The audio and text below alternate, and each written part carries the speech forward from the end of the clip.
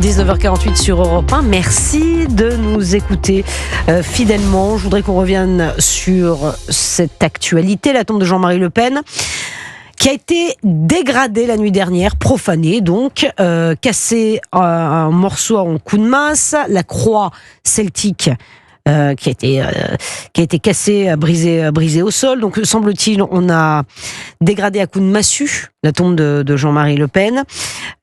Il y a les noms, les noms sur les plaques également. Beaucoup de réactions, bien sûr. Je vous le disais, Bruno Retailleau, le ministre de l'Intérieur, parle d'une abjection absolue. Le respect des morts est ce qui distingue la civilisation de la barbarie. Moi, je trouve que cette phrase de Bruno Retailleau... Non mais pardon, tout est dit. Jordan Bardella, que dit-il ? Jordan Bardella, vous le connaissez. La profanation de la tombe de Jean-Marie Le Pen est un acte inqualifiable, commis par ceux qui ne respectent ni les vivants ni les morts. La morale la plus universelle réprouve déjà ses auteurs. Marion Maréchal aussi est montée au créneau. Alors voilà, au-delà des idées politiques. On n'est même pas sur un débat politique, bien sûr. Mais dans la mort, le respect de la mort, le respect de la mort.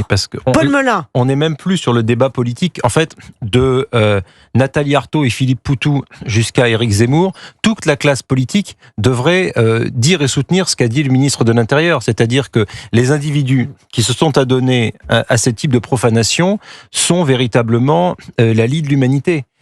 Quelle que soit d'ailleurs la personne qui est inhumée, enterrée, ceux qui s'adonnent à cela, véritablement, commettent un acte qui est, au sens fondamental du terme, un acte de décivilisation. Parce que le respect de la mort, le respect dû aux morts, est quelque chose qui a une dimension, qui porte en lui une dimension universelle. Et ce sont des gens qui sont pas là-dedans, qui sont à relayer, comme les pilleurs de tombes, les hommes qui saccagent les cimetières, ceux qui vont boire du champagne sur la place de la République lorsque Jean-Marie Le Pen est mort. Alors moi je ne veux pas accuser, je ne sais pas si ce sont des militants d'extrême gauche, des militants de l'islam politique. J'imagine que c'est pas des militants d'extrême droite. Non mais on sait, oui, ça c'est sûr. Mais on sait pas. Une coupe de champagne, place de la République. Mais ça participe de la même chose. C'est la même chose. La nuit. Il y a un continuum. C'est le continuum. Ça participe de la même chose. Moi, c'est pour ça que je ne suis pas du tout étonné par ces images, parce que déjà, moi, j'avais été profondément heurté et choqué par ces images place de la République, des gens qui s'amusent à sabrer le champagne quelques heures après la mort de quelqu'un, alors que le cadavre est encore chaud. Ces gens-là n'ont aucun respect pour la vie. Ces gens-là veulent une société où ils sont seuls, ils sont sectaires, ils sont bêtes, et donc la bêtise, elle amène à ce genre de dégradation. Il fallait s'y attendre. Moi, je peux vous dire, j'ai discuté avec l'entourage de Marine Le Pen. Ils savaient très bien que ça arriverait, mais quelle société on veut ? Est-ce qu'on veut une société où on a des caméras de vidéosurveillance dans les cimetières ? Est-ce qu'on veut une société où on a des policiers qui sont qui doivent faire régner la loi dans les cimetières ? Enfin, je ne sais pas si on se rend compte. Un cimetière, normalement, c'est quelque chose de sacré. Mais bien sûr. Moi, quand je vais devant la tombe de ma grand-mère, c'est un endroit où le silence règne, où on ne parle pas, où on ne met pas des coups de massue sur des croix. Enfin, je ne sais pas si on se rend compte de l'ignominie à laquelle on a assisté aujourd'hui. Dites-moi, la préfecture rappelle que le cimetière de la Trinité avait été placé sous surveillance 48 heures avant, évidemment, les obsèques de Jean-Marie Le Pen, 72 heures après. Le dispositif avait été ensuite allégé parce qu'on ne peut pas surveiller, pas mettre quand même des caméras de vidéosurveillance dans les cimetières. Mais c'est pas possible. Ça n'aura aucun sens. Non, mais surtout qui ? C'est une vraie question. Le profil des personnes qui font ça. Oui, le profil, j'imagine que ils le font au nom d'un antifascisme de pacotille. J'imagine que ce sera soit de l'ultra-gauche. Mais la vraie question, et moi, on se posait déjà la question lors des manifestations qui avaient eu lieu à République, qui célèbre la mort de quelqu'un ? Qui pille des tombes ? Qui se réjouit d'un cadavre ? Ce sont les islamistes. Ce sont les islamistes qui sautent sur des cadavres.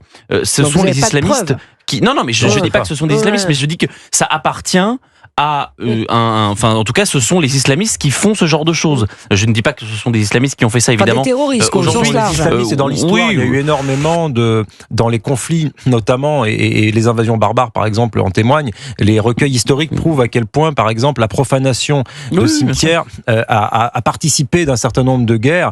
Alors, on est vraiment dans ce que l'humanité porte de plus rude en elle. Mais oui, on est vraiment dans la barbarie.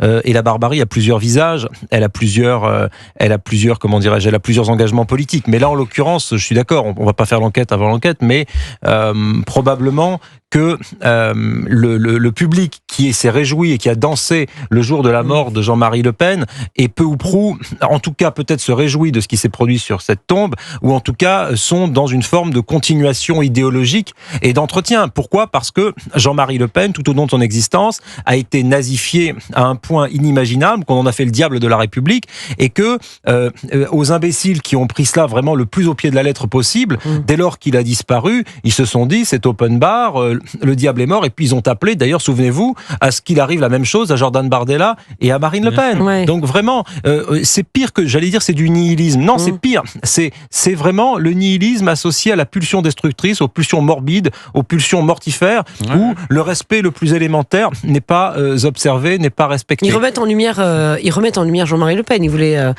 le faire taire. Oui, et c'est là l'image du diable. Et là, c'est même contre-productif parce que c'est contre-productif. tout le monde se met derrière lui, même les gens qui, comme moi, n'ont aucune sympathie idéologique pour Jean-Marie Le Pen. Bien sûr, mais c'est ce qui était arrivé, encore une fois, aux manifestations, c'est que beaucoup de gens, et on avait fait, je crois, un sondage qui disait qu'à peu près entre 60 et 70% des Français étaient choqués par les images qu'ils les avaient vues. Mais c'est normal, la mort, on y est tous confrontés un jour ou l'autre, on y a tous été confrontés au moins une fois, et personne en France aujourd'hui, à part quelques antifascistes de pacotille, personne ne respecte pas la mort en France. C'est-à-dire que il y a des morts, toutes les familles y sont confrontées, et aujourd'hui on ne peut pas aller saccager, dégrader une tombe, même si c'est celle de Jean-Marie Le Pen. Je suis désolé. Non, les sépultures, effectivement. Là où il y a peut-être aussi une question pour beaucoup de nihilisme, c'est que je pense qu'il y a quelque chose qui est universel à toutes les religions, et notamment les religions monothéistes, que ce soit l'islam, que ce soit la religion chrétienne, que ce soit la religion juive, c'est le respect dû aux morts. Et je pense que un certain nombre de jeunes, vous parliez tout à l'heure, Jules, de l'islamisme, un certain nombre de jeunes musulmans sont très choqués quand ils voient ce genre d'image. Mais bien sûr. Et je pense que quand Jean-Luc Mélenchon, par exemple, lui, a eu un comportement pour le coup plus décent quant à la mort de Jean-Marie Le Pen dans son tweet, je pense que ça lui a pas échappé aussi. Et qu'il y a beaucoup de gens, c'est pas les mêmes. Les antifascistes d'opérette, là, ceux qui se baladent avec des bouteilles de champagne et des manteaux léopards sur la place de la République, ceux-là, si vous voulez, je sais pas en quoi ils croient, mais en tout cas pas en Dieu, et ni en Allah, ni en Jésus-Christ. Donc si vous voulez, il y a vraiment aussi dans cette pulsion morbide quelque chose qui est de l'ordre de l'abandon des valeurs, quelles qu'elles soient, de l'abandon du substrat idéologique le plus élémentaire, pour une forme de nihilisme morbide. Merci beaucoup, messieurs. On se retrouve dimanche, vous revenez ou pas ? Avec grand plaisir. Ah, vous reviendrez à quelle heure ? 19h dimanche, 19h, c'est ça ? Les 19h. Mes copains. Écoutez-moi bien, j'ai vu une réaction là sur le site d'Europe 1, quelqu'un qui vous qualifiait de chouchou et loulou. Ah, mais qui est loulou ? Qui est chouchou et qui est loulou ? Je suis perdue. Alors ça, c'est à vous de choisir, messieurs. Moi, je suis Jean Dujardin, lui, c'est Alexandre Lamy, évidemment. Extrêmement rigolé. Voilà, c'est un auditeur d'Europe 1. Je suis chouchou, il est loulou. On embrasse cet auditeur, on le salue.